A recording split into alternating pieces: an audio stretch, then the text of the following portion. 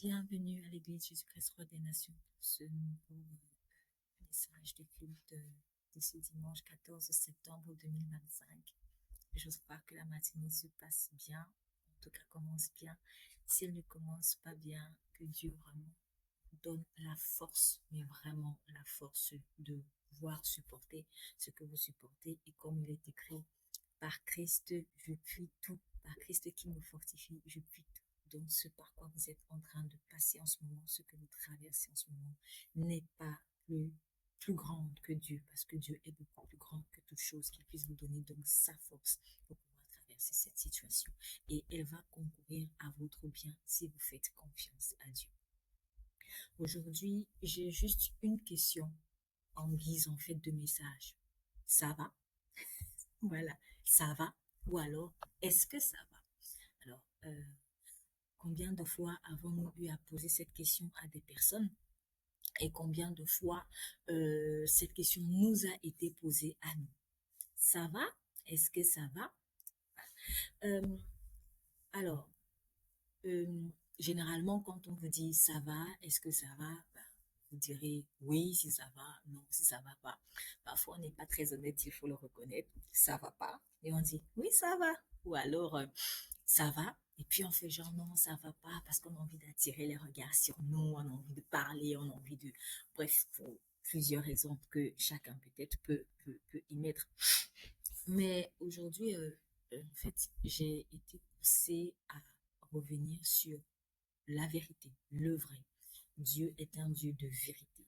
Et même dans des choses qui paraissent pour nous très anodines, en fait, le Saint-Esprit est dedans et il veut la vérité. Il aime la vérité. Euh, j'ai eu à cœur le Proverbe 8. Proverbe 8, verset 13, précisément, qui dit, la crainte de l'Éternel, c'est la haine du mal, l'arrogance et l'orgueil, la voix du mal et la bouche perverse. Voilà ce que je hais. En fait, c'est la sagesse qui est en train de parler dans le Proverbe 8. Donc, elle se présente et elle dit craindre Dieu. D'autres versions disent respecter Dieu. D'autres versions disent se soumettre à Dieu. D'autres versions disent, comme par exemple la version Semeur, révérer l'Éternel. Donc, respecter Dieu, révérer Dieu, craindre l'Éternel, c'est haïr le mal. Je le dis maintenant avec mes mots autrement.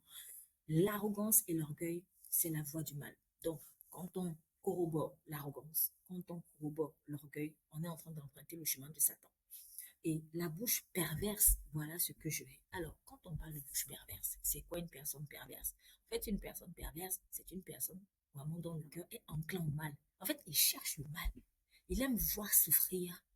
Il est fier en fait de vous voir tomber. Il est fier de vous voir chuter. Il est fier que Dieu, en fait, que le mal vous arrive.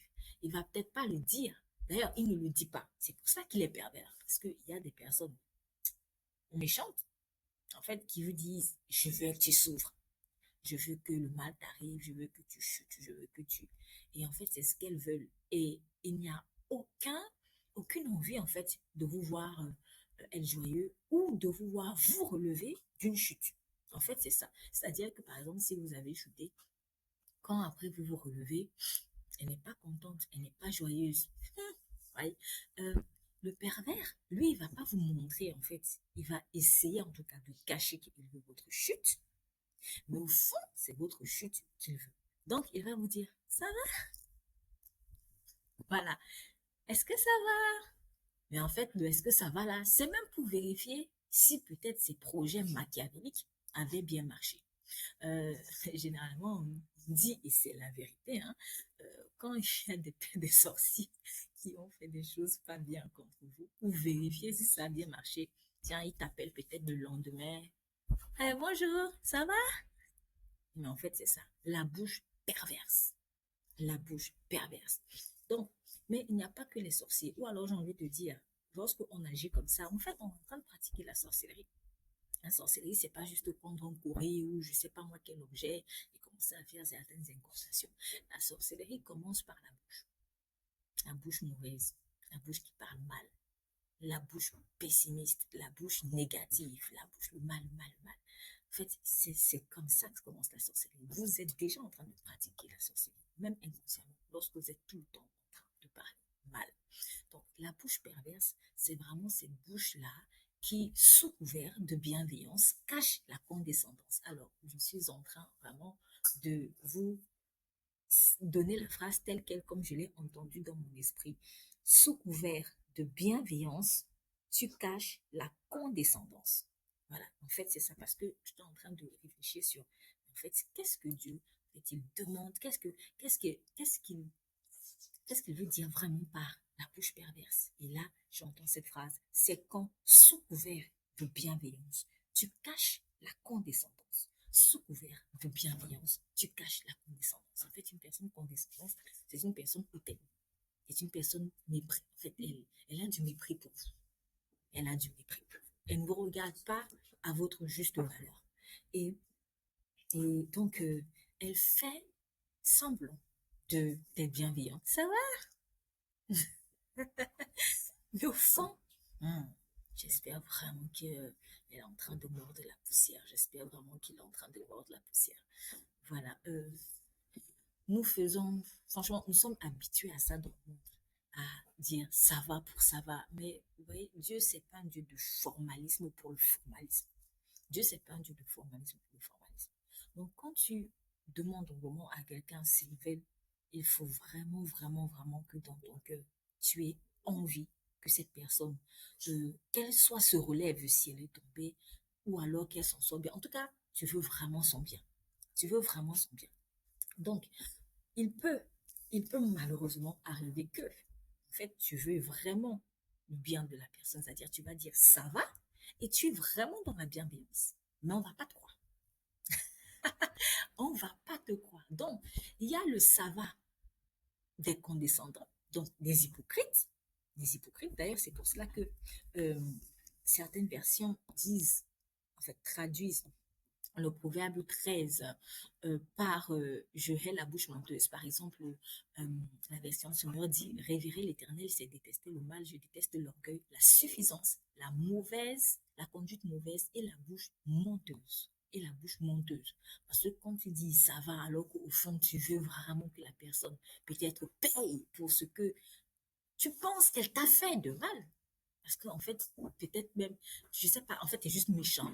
Et tu veux qu'il lui arrive du mal pour une raison, pour une autre, peu importe la justification que tu vas mettre derrière. Mais en tout cas, c'est le mal. C'est le mal que tu cherches. Je suis en train de penser à Saül. Saül qui était convaincu, en fait, que David était son ennemi, quoi. Vous voyez? Donc, David aurait dit, par exemple, à Saül, Saül, ça va? Mais Saül aurait dit, voilà quelqu'un qui me veut du mal, en fait.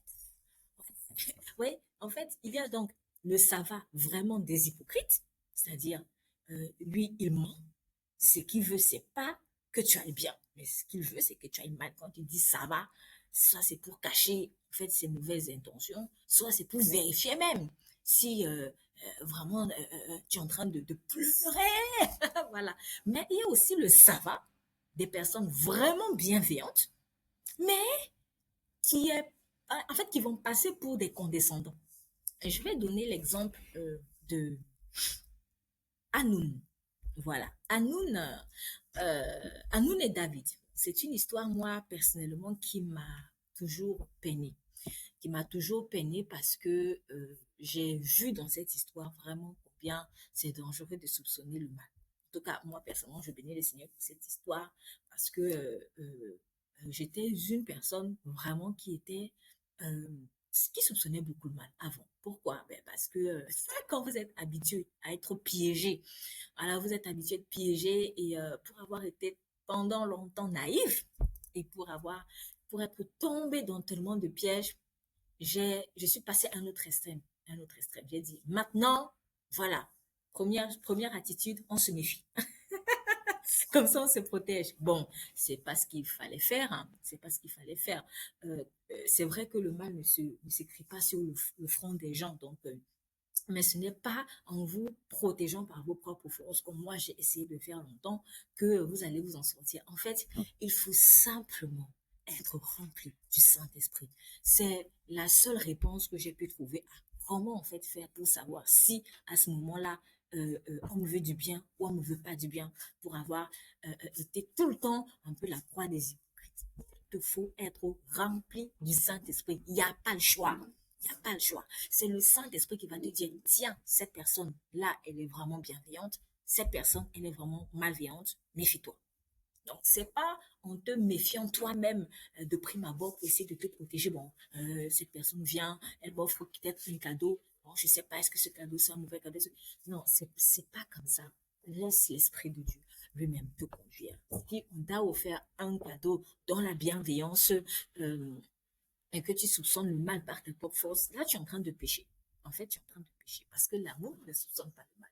Si aussi on t'offre un cadeau dans la malveillance et que toi tu veux jouer le naïf, oh là là, arrêtez et tout, tu prends, en fait, tu n'es pas prudent et tu es en train de pécher aussi. Donc, qu'est-ce qu'il faut faire? Sois rempli du Saint-Esprit. Développe vraiment une bonne intimité avec le Saint-Esprit pour que la communication avec le Saint-Esprit, elle soit saine. Et le Seigneur lui-même saura te protéger, va te dire, ah, ce cadeau-ci, il est bon, prends-le. Ah, ce cadeau-ci n'est pas bon, ne le prends. C'est comme ça. Et je vous assure, en développant vraiment cette intimité avec le Saint-Esprit, euh, vous êtes beaucoup plus reposé. Vous êtes beaucoup plus reposé. En tout cas, moi, personnellement, j'ai pu voir les fruits. Je ne soupçonne plus le mal à tout va.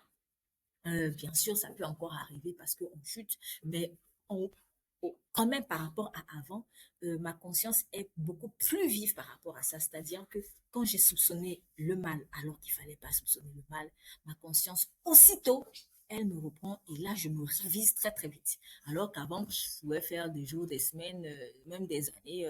Voilà, parce que ma conscience peut-être elle est endormie. Pourquoi? Parce que j'ai décidé moi-même de me protéger. Donc, c'est pas, en fait, en essayant de te protéger toi-même par la méfiance que tu vas sortir, mais c'est le Saint-Esprit qui va te protéger. Et je t'assure, en le faisant, tu seras beaucoup plus reposé. Donc, en développant cette intimité avec le Saint-Esprit, en choisissant d'être vrai toi-même avec Dieu, tu pourras avoir vraiment le discernement. Et c'est ce que Proverbe 8, 12 dit. Moi, la sagesse, j'ai pour demeure le discernement. La sagesse te permettra de discerner. Donc, pour pouvoir avoir ce discernement, il faut vraiment que tu sois une personne soumise au Saint-Esprit. C'est pas quelque chose qui va juste tomber comme ça sur toi par magie. Donc, tu as déjà le discernement normalement. Lorsque tu as donné ta vie à Jésus, tu as reçu son esprit, mais c'est quelque chose qui doit grandir. Parce que si tu travailles pas ta relation avec le Seigneur, toi, si tu ne laisses pas l'esprit de Dieu, je préfère dire que ça comme ça, travailler en toi, en fait, par la soumission, en fait, ton discernement ne va pas grandir. Il sera rikiki. Il sera rikiki et tu ne pourras pas, en fait, je sais pas si je peux dire te défendre, ou en tout cas voir certains types de pièges, parce qu'il y a pièges et pièges. Voilà. En tout cas, je veux revenir sur le témoignage de David et de Hanoun. Donc, dans 1 Chronique chapitre 19, 1 Chronique chapitre 19, au verset 1, on nous dit, David dit, je montrerai de la bienveillance à Hanoun, fils de Nachash, parce qu'en fait, il s'agit du roi des Ammonites qui est mort et son fils Hanoun a pris sa place. Et David donc dit, je montrerai de la bienveillance à Hanoun, fils de Nachash, car son père en a montré à mon égard. Et David envoya des messagers pour le consoler au sujet de son père. Lorsque les serviteurs de David arrivèrent dans le pays des fils d'Ammon auprès de Hanoun pour le consoler, les chefs des fils d'Ammon dirent à Hanoun, penses-tu que ce soit pour honorer ton père que David t'envoie des consolateurs? N'est-ce pas pour reconnaître la ville et pour la détruire et pour explorer le pays que ses serviteurs sont venus auprès de toi? Alors Hanoun saisit les serviteurs de David, les fit raser et fit couper leurs habits par le milieu jusqu'au haut des cuisses, puis il les congédia. David, que l'on vint informer de ce qui était arrivé à ces hommes, envoya des gens à leur rencontre, car ils étaient dans une grande confusion, et le roi leur fit dire, restez à Jéricho jusqu'à ce que votre barbe ait repoussé, et revenez ensuite. Amen. Bon, je vais m'arrêter d'abord au verset 5. Vous voyez l'histoire, voilà, David a dit, je vais montrer de la bienveillance à Hanoun, fils de Nachash, parce que son père avait montré de la bienveillance en mon gars. En fait, son cœur était pur. Son cœur était pur, mais mal conseillé par ceux qui l'entouraient. Faites très très attention à ceux qui vous conseillent. Faites très très attention à ceux qui vous conseillent. Il y a des bons conseils, mais il y a des mauvais. Des personnes, en fait, vous pensez que c'est votre bien qu'ils veulent. Peut-être, je sais pas moi, ils vous disent des flatteries. Oh ouais, franchement, t'es le roi. Oh ouais, t'as une grande étoile. Ouais, tu vas faire de bonnes choses. Il finit de t'encenser, comme dans la fable le corbeau et le renard. Je pense que tout le monde connaît bien cette fable attribuée à Jean de La Fontaine. Mais il y a des renards. Il y a des renards. Il y a des renards qui n'en veulent qu'à ton fromage. Et qui vont te dire, ben, tu penses que David, là, vraiment, c'est ton bien qu'il vient, qu'il veut. Il est venu pour t'utiliser, il est venu pour, voilà, pour te contrôler. Ils vont te dire toutes sortes de mal, en fait. Et toi aussi, si ton cœur est prédisposé à écouter ces mensonges, parce que tu as normalement la responsabilité de jauger, en fait, ces paroles devant Dieu. Dieu, est-ce que c'est vrai ce qu'on me dit? Mais Dieu va difficilement te convaincre si toi-même, tu avais déjà commencé même à soupçonner du mal sur David. Parce que les menteurs écoutent les menteurs. Les menteurs écoutent les menteurs. Donc, si tu soupçonnais déjà du mal sur David, même si c'était à 0,001%, c'est une porte ouverte pour le diable. C'est une porte ouverte pour le diable. Donc, des conseillers vont venir t'encenser et ils vont faire passer le 0,001% à 99%. Et voilà comment, lorsque David, lui, il te veut du bien, il te demande la bienveillance, toi, tu te dis, ouais, il me veut du mal. Et tu commences donc à lui faire du mal, en fait. Mais David, quand il est venu dire à Hanoun, ça va, quand il est venu le consoler, quand il est venu prendre de ses nouvelles, en fait, c'est parce que vraiment, il voulait montrer de la bienveillance. C'est parce que peut-être qu'il était poussé par l'esprit, j'en sais rien, mais en tout cas, il voulait donner à nous de l'amour. Aujourd'hui, il y a beaucoup de personnes qui ont du mal à accepter l'amour. Peut-être parce que tu as été longtemps blessé par des femmes. Aujourd'hui, quand une femme veut vraiment t'aimer, tu te dis non. Et tu as même envie de te venger contre cette femme qui t'aime vraiment à cause de tout ce que les femmes méchantes d'avant t'ont fait. Ça, c'est méchant. Ça, c'est méchant. Qu'est-ce que cette femme elle a fait? Donc, si tu as un problème avec des femmes d'avant, si tu as un problème avec des personnes avant, va régler ce problème avec ces personnes, mais ne viens pas verser ton dévolu sur un innocent, sur une innocente, en fait, qui, lui ou elle, te fait du bien. Donc, en tout cas, Hanoun a soupçonné le mal. Voilà. Pour lui, David ne veut pas m'aimer. Voilà, David ne veut pas m'aimer. C'est sûr qu'il vient pour voler mes biens. C'est sûr qu'il vient pour me piller. C'est sûr qu'il vient pour m'utiliser. C'est sûr qu'il vient pour me... Bon, bref, il a soupçonné le mal. Et pourtant, c'était un ça va dans la bienveillance. C'était un ça va dans la bienveillance. Parfois aussi, comme quand nous sommes habitués à dire ça va dans la malveillance, on pense que tout le monde va être comme ça avec nous. Quand maintenant Dieu, au travers de quelqu'un, va te dire ça va dans la bienveillance, tu vas te dire ah non, c'est sûr que comme moi d'ailleurs j'ai l'habitude de faire ça. Lui aussi il est en train de me faire ça. Ben non, non, c'est pas comme ça, c'est pas comme ça, cher ami. Il est écrit là où le péché a abondé, la grâce a surabondé. Si toi tu es habitué à l'hypocrisie, si tu es habitué à l'hypocrisie, Dieu, bah, ça c'est un péché, donc Dieu va faire surabonder sa grâce dans ta vie. Donc, il va t'envoyer des personnes qui sont vraies. Il va te montrer la vérité, en fait. Il va te montrer que c'est possible de, de vivre avec des personnes sans être hypocrite. Voilà. Donc, Dieu voulait montrer à nous, c'est possible d'être bienveillant. C'est possible d'aller rendre visite à un roi sans chercher à espionner ce qui se passe dans son royaume, parce que peut-être que toi, tu as l'habitude de faire ça en tant qu'ammonite. Mais non, c'est pas tout le monde qui est comme ça. C'est pas tout le monde qui est comme ça. C'est pas parce que toi, tu as l'habitude de faire ça que eh bien, tout le monde va faire ça. En tout cas, David, lui, il était venu dans la bienveillance. Le Sava de David, c'était un Sava de la bienveillance, mais ce Sava-là a été pris pour un Sava hypocrite. Et donc, on a fait du mal à David. Et ils ont même déclaré la guerre. Bon, je n'ai pas lu la suite, vous pouvez lire tout le, jusqu'au verset 9, ils ont même déclaré la guerre à Israël. Quand ils se sont rendus compte, en fait, que, ah mince, on a mal agi contre David, ils ont commencé, au lieu de se repentir, les Ammonites ont donc déclaré la guerre à Israël. Bon, bien sûr, hein, ils ont perdu parce que Dieu n'allait pas quand même laisser faire. Dieu est un Dieu juste. Mais c'est pour dire que vous voyez, en fait, les conséquences de soupçonner le mal. Peut-être parce que nous, on a l'habitude de faire ça. Et on s'est dit que ben, tout le monde, en fait, va faire ça. Personne ne peut vraiment nous aimer comme nous, on doit aimer, en fait. Donc, dans le, dans le, pardon, excusez-moi, dans le 2 Samuel chapitre 3, versets 22 à 27. 2 Samuel chapitre 3, versets 22 à 27. On voit l'histoire de David, Abner et Joab. David, Abner et Joab. Et ici aussi, on a une histoire similaire, c'est-à-dire que Abner était venu vers David parce que, bon, il y avait une histoire diplomatique où on va dire qu'on empêchait à David d'être le roi sur tout Israël. J'essaie vraiment de lui dire avec des mots simples pour ceux qui ne connaissent pas cette histoire. Et donc, Abner avait été quelque part l'instigateur de tout ça, parce que Dieu avait donné la royauté à David, mais Abner a établi l'un des fils de Saül comme roi sur une partie d'Israël. Et avec le temps, bon, on va dire peut-être qu'il a voulu se rattraper, il a voulu faire les choses bien.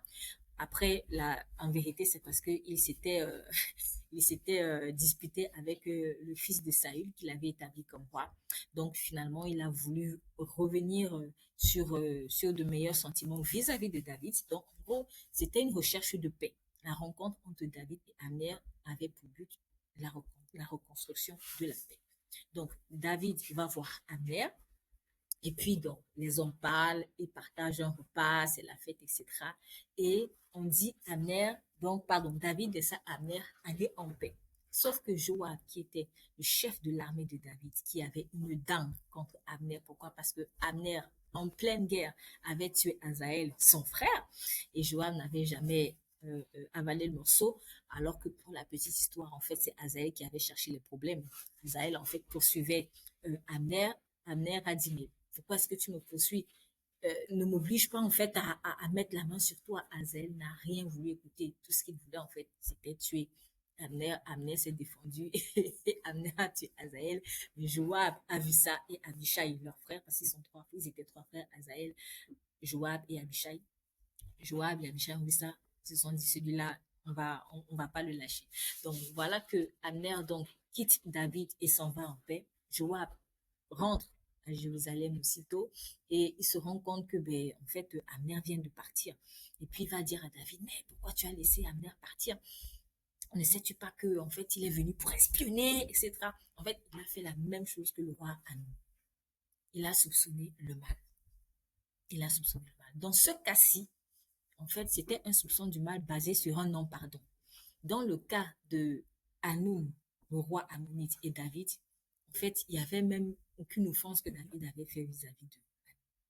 Mais dans le cas de Abner et Joab, en fait, le soupçon du mal de Joab à l'égard d'Abner était basé sur le non-pardon. Et quelque part, le refus de voir la vérité en face. Parce que Joab, lui, s'est juste dit, c'est mon frère, c'est mon frère, c'est mon frère. Mais c'est ton frère qui a cherché les problèmes. Et ça, tu ne veux pas voir.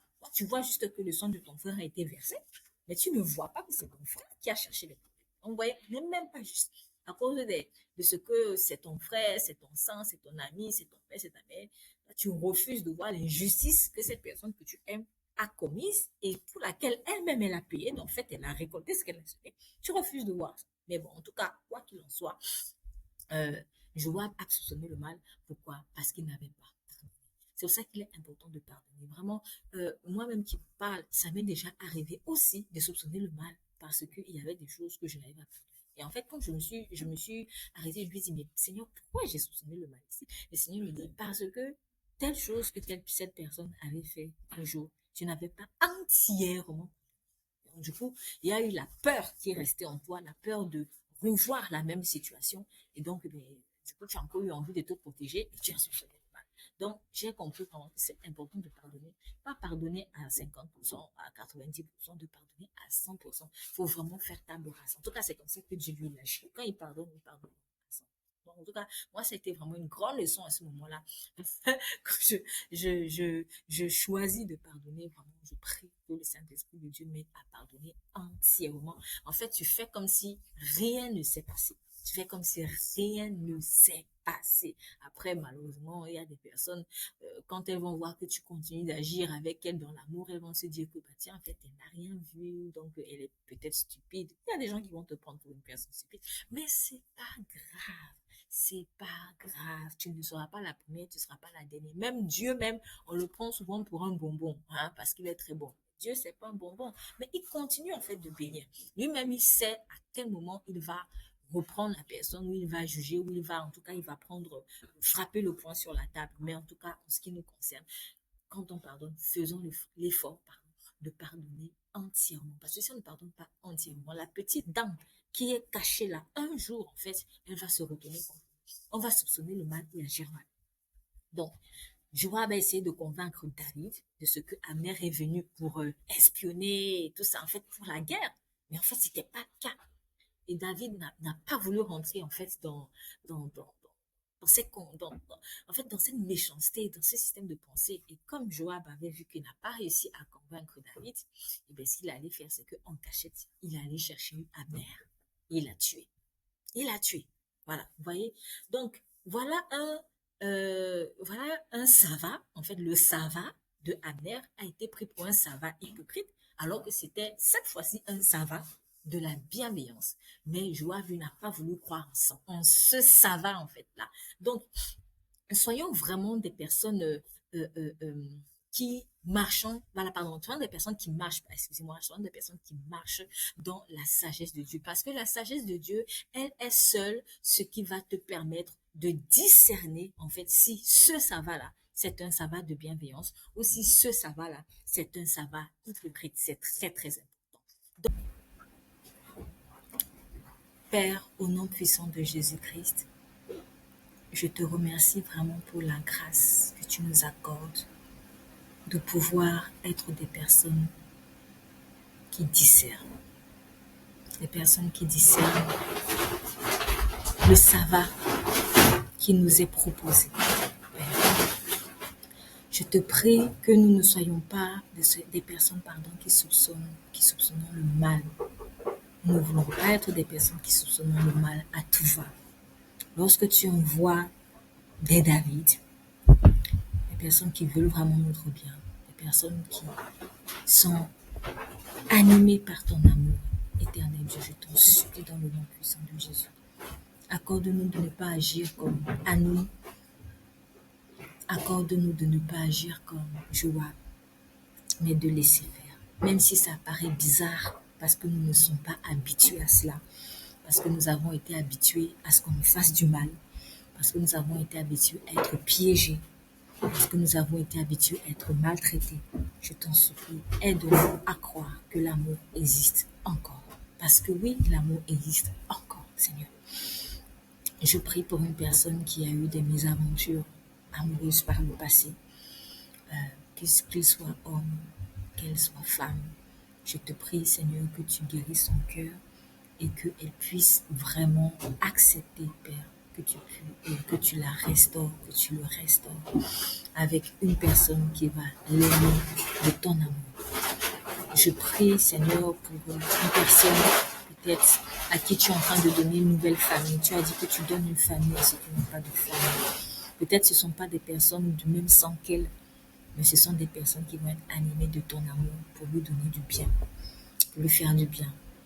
Forcément, ils ne sont pas parfaits parce que nous sommes des êtres humains. Mais Seigneur, accorde à cette personne de voir le bon côté des choses et non le mauvais côté des choses. D'accepter, Seigneur, que oui, il y a des sabbats de bienveillance.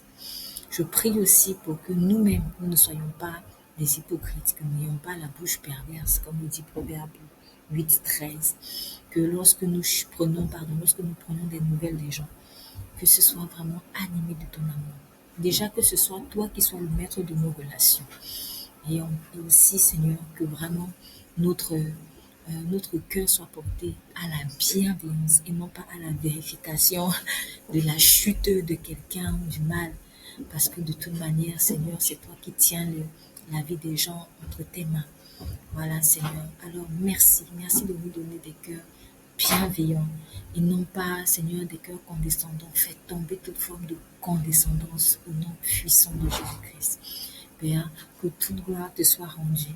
Vraiment, accorde-nous de pardonner aussi, oui, de pardonner à ceux qui auront été condescendants à notre égard, parce qu'il n'y a personne qui ne pêche, Père. Donc, tu as pardonné à la croix la condescendance, Père. Alors, aide-nous, accorde-nous la grâce de pardonner par le sang de Jésus qui était relâché à la croix. C'est en son sang que je prie. Amen. Soyez abondamment bénis.